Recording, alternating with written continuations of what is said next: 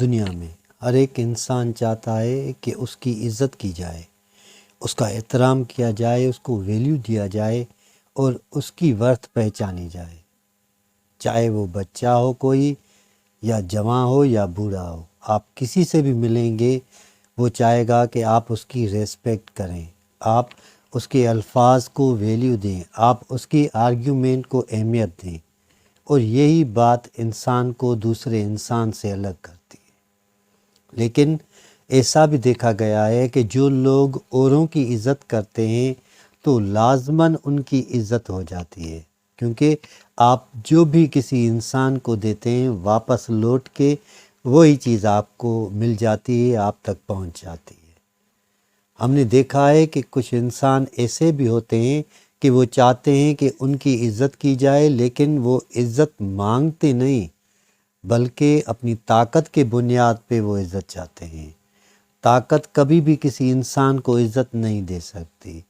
ہاں، ظاہری طور پہ اگر کوئی آپ سے صحیح نمونے سے یا بہتر طریقے سے بات کر رہا ہے یہ الگ بات ہے، لیکن عزت دل سے کی جاتی ہے، احترام دل سے کیا جاتا ہے۔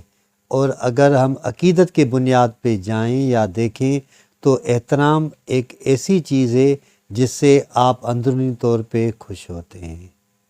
عزت اور تعریف، اگر آپ کسی شخص کو عزت دیتے ہیں یا اس کی تعریف کرتے ہیں تو وہ یقیناً خوش ہو جائے گا۔ کتنا آسان طریقہ ہے، آپ کسی کو خوش کر سکتے ہیں، آپ کسی کو مسکراہٹ دے سکتے ہیں، آپ کسی کو مان دے سکتے ہیں، آپ کسی کو عزت دے سکتے ہیں۔